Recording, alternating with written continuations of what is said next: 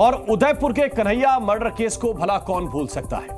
तालिबानी जल्लादों ने एक कथित विवादित पोस्ट को लेकर कन्हैया की गला रेतकर हत्या कर दी थी। इस हत्याकांड को 2 साल गुजर चुके हैं, लेकिन कन्हैया का परिवार आज भी अदालत की चौखट पर इंसाफ का इंतजार कर रहा है। देखिए जी न्यूज की विशेष कवरेज।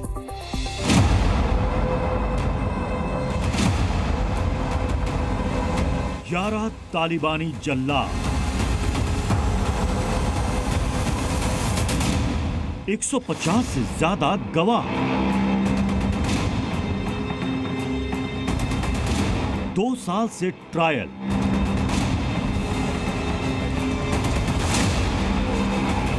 ये 2 साल तो यूं लगता है कि हमारे जीवन 20 साल पीछे चला गया हो सर।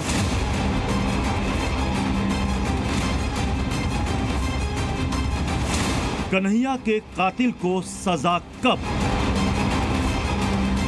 जल्द से जल्द उनको फांसी दे दे तो हमको थोड़ी शांति मिले। 2 साल पूरे, इंसाफ अधूरा। सारे वादे धरे के धरे रह गए। 2 साल हो गए उस बात को।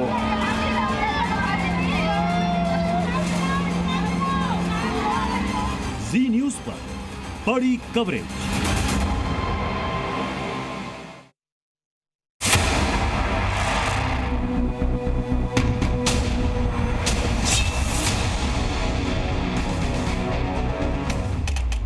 नाम गौस मोहम्मद, आरोप कन्हैया का मर्डर। नाम रियाज, आरोप कन्हैया का मर्डर। नाम मुस्लिम रजा, आरोप कन्हैया को धमकी। नाम फरहाद, आरोप कन्हैया को धमकी। नाम आसिफ, आरोप कन्हैया को धमकी। नाम मोहसिन, आरोप कन्हैया को धमकी। उदयपुर में कन्हैया मर्डर केस के ये वो तालिबानी जल्लाद हैं जो अजमेर की हाई सिक्योरिटी जेल में अपने दिन गिन रहे हैं। जल्लाद की तरह कन्हैया का गला काटने वाले इन हत्यारों की जिंदगी का अंत भी किसी जल्लाद के हाथों होगा, और यही खौफ इन्हें जेल में जीने नहीं दे रहा है। 2 साल से जेल की सलाखों में सड़ रहे इन आरोपियों को अपने गुनाह का पछतावा तो नहीं है, लेकिन ये रोज अपनी जान की भीख मांगते हैं। 9 आरोपियों में से एक को जमानत मिल चुकी है, लेकिन बाकी 8 आरोपी खौफ के साए में जी रहे हैं और ऊपर वाले से अपने लिए मौत की दुआ मांग रहे हैं। जेल अधिकारियों का कहना है कि कई आरोपी तो दूसरे कैदियों और पुलिस वालों से पूछते हैं कि उन्हें फांसी कब होगी, जबकि उनके साथी फूट फूट कर रोते हैं। लेकिन कुछ ऐसे भी हैं जो अपनी करतूत पर शर्मिंदा तक नहीं है। 2 साल पहले जो बहुचर्चित हत्याकांड उदयपुर में हुआ था, उसके सभी मुलजिम अभी हमारे पास में हैं और कुल 9 मुलजिम आए थे और उसमें से एक की रिहाई हो चुकी है पिछले साल सितंबर में। सबको हमने अलग अलग रख रखा है और उनके ऊपर सीसीटीवी की मॉनिटरिंग है और हमारे जो सुरक्षाकर्मी हैं 24 घंटे उनकी सुरक्षा में मौजूद है। रही बात उनके व्यवहार की, तो अभी तो जेल के हिसाब से उनका व्यवहार बड़ा नॉर्मल है। कभी कभार अगर उनको किसी चीज़ की आवश्यकता होती है और कहीं कोई विलम्ब हो जाता है तो वो थोड़ी अग्रेशन दिखाते हैं। कन्हैया के कातिलों का खौफ आपने देखा, लेकिन कन्हैया का परिवार 2 साल से इंसाफ के इंतजार में किस तरह आंसू बहा रहा है, ये देखकर आपका दिल पिघल जाएगा। 28 जून 2022 का वो मनहूस दिन परिवार के लिए किसी नासूर से कम नहीं है। पत्नी, बेटे और परिवार के दूसरे लोग आज भी सिर्फ आंखों में आंसू और मायूसी के साथ जी रहे हैं। सवाल है कि कन्हैया कुमार को तालिबानी जल्लादों ने मौत के घाट क्यों उतारा? आखिर कन्हैया कुमार की ऐसी क्या खता थी जिसकी वजह से उनका पूरा परिवार उजड़ गया? इसके लिए आपको 2 साल पीछे चलना होगा।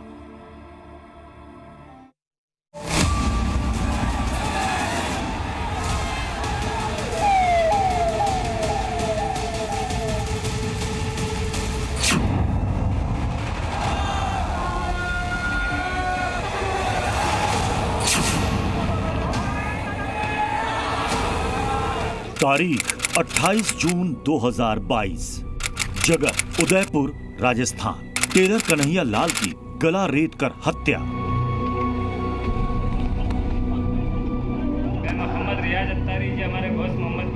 राजस्थान के उदयपुर में हुई कन्हैया लाल की हत्या ने पूरे देश को हिलाकर रख दिया।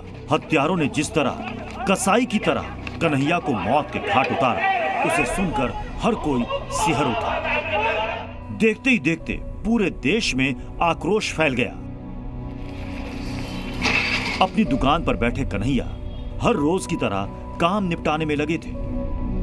कन्हैया लाल को इस बात का अंदाजा भी नहीं था कि अब से कुछ ही देर बाद तालिबानी जल्लाद उनकी जान के दुश्मन बन जाएंगे। लोग सन्न रह गए कि तालिबानी स्टाइल में कन्हैया का मर्डर करने वालों का मकसद क्या था, लेकिन जल्द ही लोगों को समझते देर नहीं लगी। अब आपको इस घटना के फ्लैशबैक में लेकर चलते हैं। कन्हैया कुमार उदयपुर में दर्जी की दुकान चलाते थे। जिंदगी हर दिन की तरह गुजर रही थी। इसी दरमियान बीजेपी नेता नुपुर शर्मा ने एक विवादित पोस्ट कर दिया, जिसके बाद देश भर में विरोध शुरू हो गया। नुपुर के समर्थन और विरोध में शहर शहर प्रदर्शन होने लगे। कन्हैया कुमार ने भी नुपुर शर्मा के समर्थन में पोस्ट कर दिया। बस यहीं से उनकी जिंदगी में तूफान आ गया। कन्हैया कुमार को धमकियां मिलने लगी। इसके बाद 8 जून 2022 को कन्हैया ने खुद पुलिस को जानकारी दी। कन्हैया ने कहा कि बच्चे से गेम खेलते वक्त गलती से ऐसी पोस्ट हो गई है। इसके बाद 10 जून को कुछ लोग कन्हैया के दुकान पर पहुंचे और अंजाम भुगतने की धमकी दी। कन्हैया ने फौरन ही वो पोस्ट डिलीट कर दी। 11 जून को पुलिस ने शिकायत के आधार पर कन्हैया को गिरफ्तार कर लिया, लेकिन अगले ही दिन 12 जून को उसे जमानत मिल गई। 15 जून को कन्हैया ने पुलिस में शिकायत दी और आरोप लगाया कि उसके पड़ोसी नाजिम ने उसका नंबर वायरल कर दिया और उसे जान से मारने की धमकियां मिल रही हैं। इधर शिकायत के बाद पुलिस ने कन्हैया की सुरक्षा बढ़ा दी। इसके बाद भी 25 जून को कुछ लोग कन्हैया की दुकान पर आए और उसे जान से मारने की धमकी देकर गए। 28 जून को कन्हैया अपनी दुकान पर बैठे थे, तभी रियाज और गौस मोहम्मद नाम के 2 आरोपी दुकान पर पहुंचे और धारदार हथियार से कन्हैया का गला रेत दिया। इसके बाद आरोपियों ने बकायदा वीडियो बनाकर उसे वायरल कर दिया।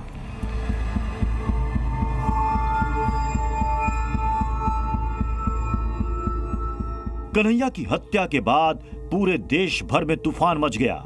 आक्रोश के साथ ही सियासी गुनाभाग भी शुरू हो गए। 29 जून को राजस्थान पुलिस ने कन्हैया मर्डर में एफआईआर दर्ज कर ली। आतंकी साजिश की आशंका को देखते हुए इसकी जांच एनआईए के सुपुर्द कर दी गई।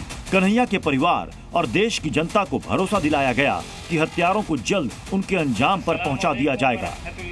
हत्याकांड की लंबी पड़ताल हुई, कड़ियों से कड़ियां जोड़ी गईं।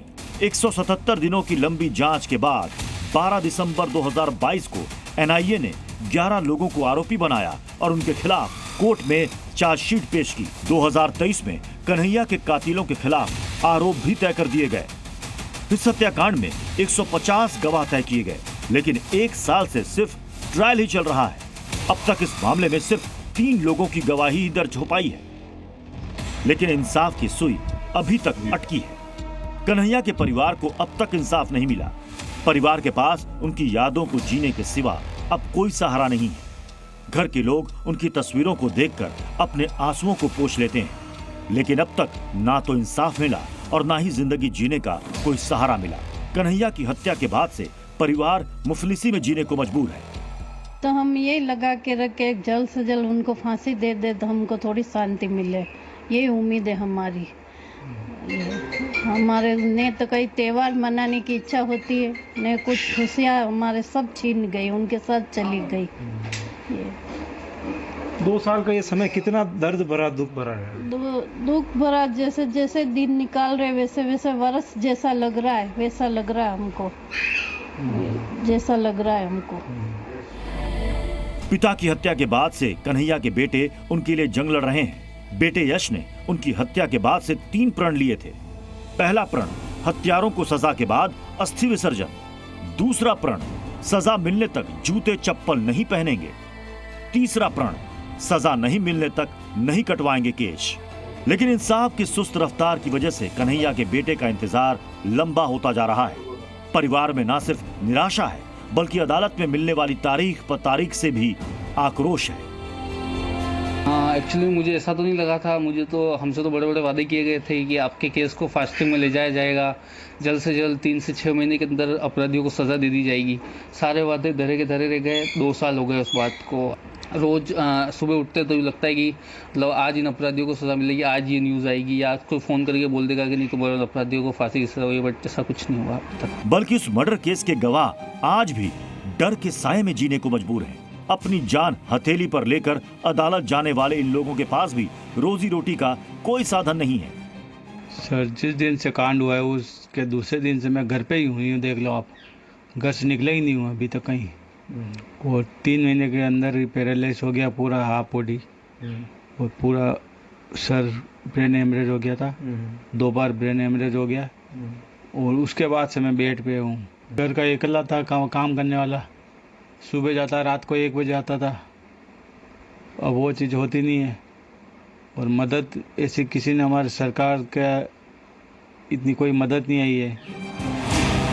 कन्हैया के हत्यारों को अपनी जान जोखिम में डालकर पकड़ने वाले शक्ति सिंह और प्रहलाद सिंह को उनकी जाबाजी के बदले सरकारी नौकरी तो मिली, लेकिन तालिबानी मानसिकता का डर उनके सामने आज भी बना हुआ है। आज के से बीजेपी गवर्नमेंट है, हम यही चाहते हैं कि बीजेपी गवर्नमेंट से कि हमारे को सुरक्षा प्रदान करावे, कि वो आतंकित है और हो सकता है कि आज नहीं आने वाले समय में कभी भी वो हमारे ऊपर हमला कर सकते हैं।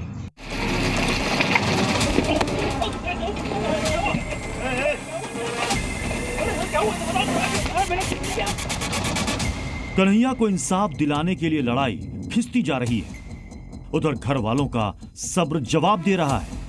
कन्हैया की पत्नी कहती है कि बेटे को नंगे पैर देखकर उनका दिल बैठ जाता है।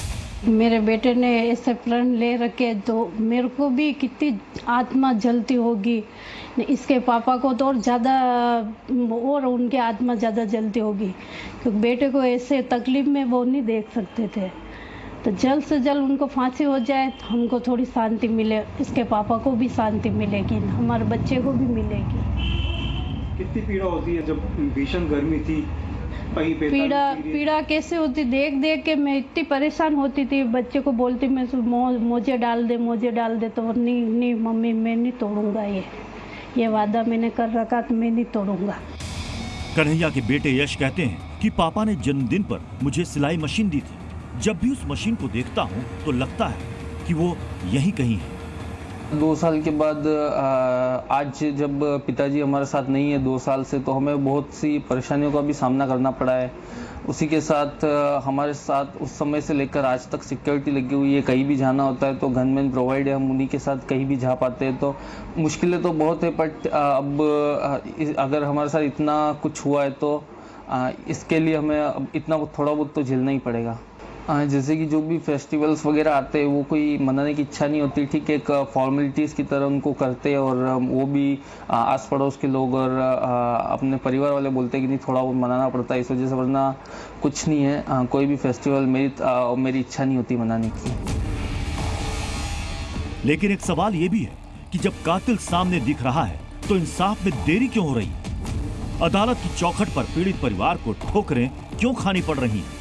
जानकार कहते हैं कि चश्मदीद गवाह, हत्या का वीडियो और सभी सबूत होने के बावजूद सजा तक पहुंचने में अभी वक्त लग सकता है। दावा किया गया है कि पाकिस्तान में बैठे सलमान और अबू इब्राहिम ने रियाज और गौस मोहम्मद को कन्हैया की हत्या के लिए उकसाया था, जिसके बाद आरोपियों ने कन्हैया का गला काट दिया।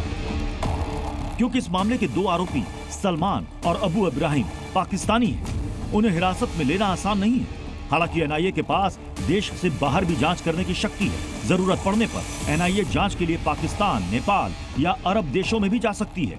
वहीं मामले में 150 से ज्यादा गवाह हैं, जिनकी पेशी में अभी वक्त लग सकता है, जबकि कुछ गवाह अदालत ही नहीं आते। जानकारों का कहना है कि बहुत तेज सुनवाई भी होती है तो भी 3 साल से कम का वक्त नहीं लगेगा। कन्हैया के घर वालों का दर्द ये भी है कि कन्हैया की जघन्य हत्या के बाद सियासी हथियार भी खूब चलाया गया। हत्याकांड के बाद सियासी आंसू भी बहे, लेकिन इंसाफ के लिए हमदर्दी जताने वाले भी कहीं सियासी गलियों में खो से गए हैं। सवाल है कि जो प्रतिज्ञा कन्हैया के बेटे ने ली है वो कभी पूरी होगी भी या नहीं। इंसाफ के घर में देर होना अंधेर होने से कुछ कम भी नहीं है। ब्यूरो रिपोर्ट, जी न्यूज। जी न्यूज।